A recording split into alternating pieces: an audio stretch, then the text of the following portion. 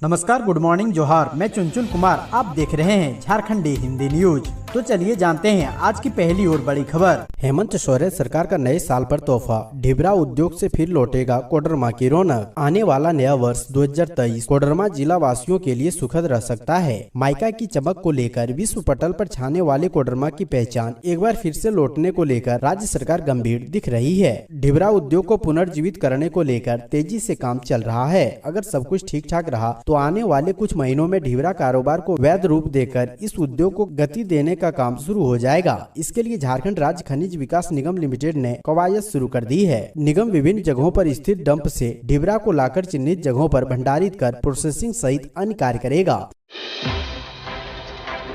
Dhalbhumgarh airport का कोल्हान वासियों को जल्द मिलेगा तोहफा, रोड के लिए जमीन अधिग्रहण की प्रक्रिया शुरू। कोल्हान वासियों को जल्द ही धालभूमगढ़ एयरपोर्ट का तोहफा मिलेगा। इसके लिए संपर्क मार्ग के लिए जमीन अधिग्रहण की प्रक्रिया शुरू हो गई है। जमशेदपुर सांसद विद्युत वरण महतो ने नई दिल्ली में केंद्रीय नागरिक उड्डयन मंत्री ज्योतिरादित्य सिंधिया से मुलाकात कर धालभूमगढ़ एयरपोर्ट के निर्माण का कार्य जल्द पूरा करने का अनुरोध किया। इसके तहत धालभूमगढ़ एयरपोर्ट के लिए संपर्क मार्ग के पुनर्निर्माण के लिए जिला भू अर्जन शाखा ने भूमि अधिग्रहण की प्रक्रिया शुरू की है। जमीन अधिग्रहण से प्रभावित परिवारों के पुनर्वास के लिए अपर समाहर्ता को प्रशासक नियुक्त किया गया है। करीब 3.5 किलोमीटर मार्ग का निर्माण किया जाना है। इसके लिए आसपास के गांवों में भूमि चिन्हित की गई है। धनबाद के सिजुआ में एक बार फिर भूधसान, लाखों की संपत्ति जमींदोज। धनबाद अंतर्गत सिजुआ स्थित डेंजर जोन के रूप में चिन्हित तेतुल मुड़ी 22/12 बस्ती में जोरदार आवाज के साथ भूधसान हो गया, जिससे यहां रह रहे मोहम्मद वाजिद अंसारी के लाखों की संपत्ति इस गांव में जमींदोज हो गया। यह घटना तब घटित हुई जब रात को कार्यालय में ताला बंद कर सभी मिस्त्री एवं मजदूर अपने अपने घर चले गए थे, वरना जानमाल की अधिक क्षति का होना तय माना जा रहा था। भूधसान की इस घटना के बाद पूरे इलाके में अफरा तफरी का माहौल उत्पन्न हो गया। सूचना पाकर मौके पर पहुंची मोदी डी कोलियरी प्रबंधन ने गो स्थल का निरीक्षण करने के बाद सुरक्षा के दृष्टिकोण से इस स्थल को अस्थायी रूप से तार द्वारा इसकी घेराबंदी कर दिया गया। सीएम हेमंत सोरेन ने 3 इंजीनियरों के खिलाफ मुकदमा चलाने की मंजूरी देने का आदेश दिया। मुख्यमंत्री हेमंत सोरेन ने तत्कालीन कार्यपालक अभियंता गुमानी रविदास, सेवानिवृत्त प्रभारी कार्यपालक अभियंता देवदर्शन सिंह व सहायक सुनील कुमार के खिलाफ अभियोजन की स्वीकृति दे दी है। मामला रामगढ़ जिला में महिला ITI निर्माण के लिए प्रवलित राशि 80,77,000 रूपए के विरुद्ध 50 लाख रूपए के भुगतान का है। जांच के क्रम में कार्य की गुणवत्ता व मापी में कमी पाई गई। साथ ही वित्तीय अनियमितता का मामला भी सामने आया। भुगतान किए गए 50 लाख रुपए के विरुद्ध अधिकतम मूल्यांकन 34 लाख रुपए ही पाया गया, जबकि अभियंताओं ने कार्य के विरुद्ध पूरी राशि व्यय करने की बात दर्शाई थी। तीनों अभियंताओं पर 15 लाख रुपए के गबन का मामला थाना में दर्ज कराया गया था। इसी तरह पुरुष ITI रामगढ़ के निर्माण की प्रवलित राशि 3 करोड़ 15 लाख रुपए का भुगतान निर्माण करने वाली एजेंसी को किया गया था। रांची में बीजेपी नेताओं ने सुनी PM मोदी की मन की बात, पूर्व प्रधानमंत्री अटल बिहारी वाजपेयी को किया नमन। पूर्व प्रधानमंत्री अटल बिहारी वाजपेयी की जयंती पर भारतीय जनता पार्टी के नेताओं ने उनकी तस्वीर पर श्रद्धा सुमन अर्पित की। वहीं महीने के अंतिम सोमवार को PM मोदी की मन की बात सुनी। पार्टी के प्रदेश कार्यालय में तमाम वरिष्ठ नेताओं ने प्रधानमंत्री के मन की बात कार्यक्रम को सुना। PM मोदी की मन की बात सुनने के बाद प्रदेश भारतीय जनता पार्टी के प्रदेश अध्यक्ष और राज्यसभा सांसद दीपक प्रकाश ने कहा, आज जहाँ हम पूर्व प्रधानमंत्री और सुशासन के प्रणेता अटल बिहारी वाजपेयी की जयंती मना रहे हैं, तो वर्तमान प्रधानमंत्री नरेंद्र मोदी ने एक भारत सर्वश्रेष्ठ भारत में G20 की अध्यक्षता मिलने पर भारत की भूमिका को रेखांकित किया। उन्होंने शेड्यूल्ड ट्राइब के लोगों के लिए रोजगार सृजन और कोरोना से बचाव के लिए सावधानी बरतने की सलाह दी है। विधानसभा का शीतकालीन सत्र अनिश्चित काल के लिए स्थगित, सीएम हेमंत सोरेन ने कहा, रेलवे कर रहा अवैध खनन। झारखंड विधानसभा का शीतकालीन सत्र अनिश्चित काल के लिए स्थगित कर दिया गया। 5 दिनों तक चले सत्र के दौरान 8 विधेयक पारित किए गए और 8,533.79 करोड़ रुपए के पूरक बजट को मंजूरी दी गई। विधानसभा अध्यक्ष रविंद्र नाथ महतो ने कहा कि सत्र के दौरान सदस्यों से कुल 326 प्रश्न मिले और उनमें से 230 को मंजूरी दी गई, जबकि 192 प्रश्नों के उत्तर दिए गए। वहीं इससे पहले झारखंड के मुख्यमंत्री हेमंत सोरेन ने शुक्रवार को सदन में कहा कि रेलवे भी अवैध खनन कर रहा है। उन्होंने घोषणा की है कि एक विशेष जांच दल राज्य से रेलवे द्वारा अवैध रूप से खनन किए गए खनिजों के कथित परिवहन की जांच करेगा। विधानसभा में बोलते हुए सोरेन ने कहा कि रेलवे द्वारा राज्य से कितने खनिज का परिवहन किया गया और अवैध परिवहन की सीमा की जाँच के लिए SIT का गठन किया गया था। उन्होंने कहा कि पत्थर, रेत और कोयले की अवैध परिवहन के लिए ट्रकों और ट्रैक्टरों को दोषी ठहराया जाता है, लेकिन यह ट्रेनों के माध्यम से भी बड़े पैमाने पर होता है। राज्य सरकार का इसमें कोई हस्तक्षेप नहीं है।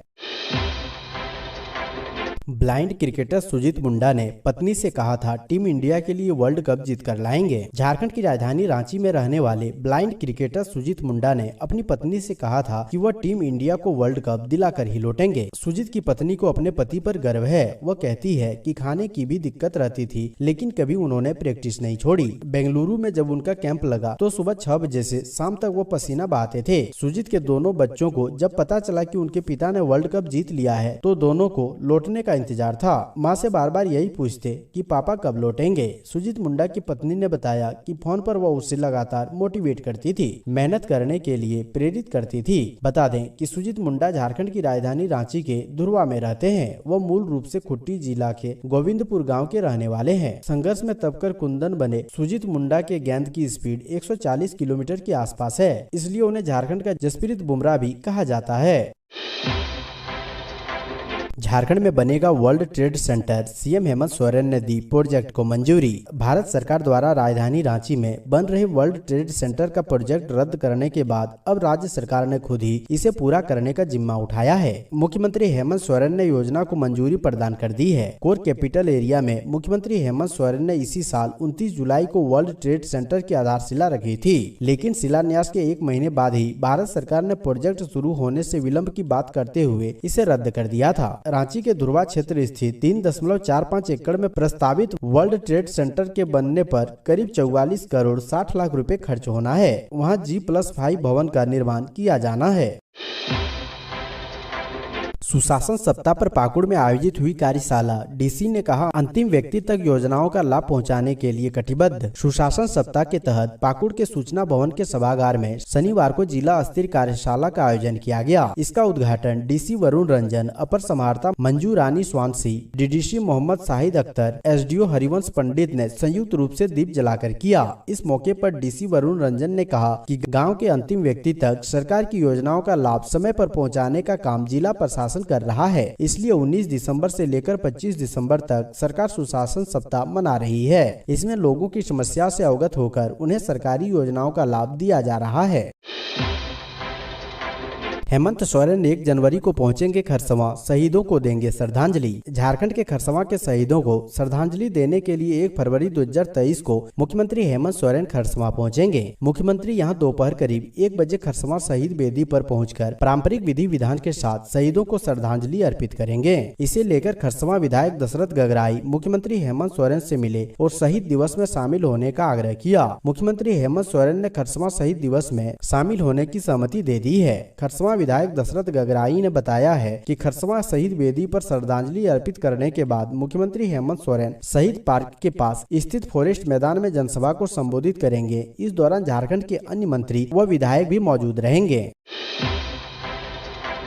मास्क और हाथ धुलने जैसी सावधानियों का रखे ख्याल, मन की बात में बोले पीएम मोदी। पीएम मोदी लोगों के सुझावों पर देशवासियों की मन की बात के जरिए संबोधित किया। ये कार्यक्रम सुबह 11 बजे शुरू हुआ। मन की बात में पीएम मोदी ने कहा कि यह साल देश के लिए कई मायनों में काफी प्रेरक रहा। पीएम मोदी ने कहा कि एक भारत श्रेष्ठ भारत के लिए भी यह साल याद रखा जाएगा। मन की बात में प्रधानमंत्री नरेंद्र मोदी ने कहा कि 2022 कई मायनों में प्रेरक और अद्भुत रहा। इस साल भारत ने आजादी के 75 साल पूरे किए और इसी साल अमृत काल का प्रारंभ हुआ। पीएम मोदी ने कहा कि दुनिया के कई देशों में बढ़ रहे कोरोना वायरस के मामलों को लेकर आप भी देख रहे हैं कि दुनिया के कई देशों में कोरोना बढ़ रहा है, इसलिए हमें मास्क और हाथ धुलने जैसे सावधानियां और ज्यादा ध्यान रखना है। हम सावधान रहेंगे तो सुरक्षित भी रहेंगे और हमारे उल्लास में कोई रुकावट भी नहीं पड़ेगी।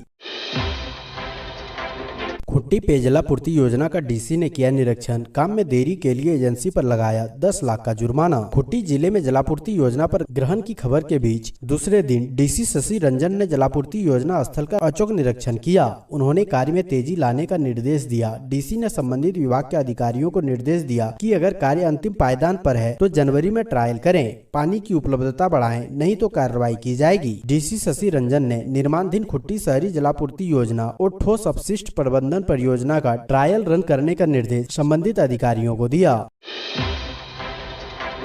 कोडरमा के पिकनिक स्पॉट पर पुलिस की पैनी नजर, सैलानियों की सुविधा के लिए कई इंतजाम। नए साल के मौके पर लोग बाहर घूमने जाते हैं। कई बार बाहर जाने वाले लोग अपनी सुरक्षा को लेकर भी चिंतित रहते हैं, लेकिन उनकी चिंता दूर करने के लिए पुलिस एक्टिव हो गई है। कोडरमा जिले के पिकनिक स्पॉट पर कोडरमा पुलिस की पैनी नजर है। साथ ही सोमवार से हुड़दंगियों पर नकेल कसने के लिए भी कोडरमा पुलिस ने विशेष तैयारी कर रखी है। दरअसल नए साल के जश्न को लेकर कोडरमा के तिलैया डैम, ब्रिहंदा जलप्रपात, पेट्रो जलप्रपात, घोड़ी सीमर धाम आदि क्षेत्र में बड़ी संख्या में सैलानी और पर्यटक पिकनिक मनाने के लिए आते हैं। खासतौर पर 25 दिसंबर से लेकर जनवरी के पहले सप्ताह तक यहाँ लोगों की भीड़ लगी रहती है। ऐसे में सुरक्षा के दृष्टिकोण से कोडरमा पुलिस द्वारा विशेष तैयारी की गई है।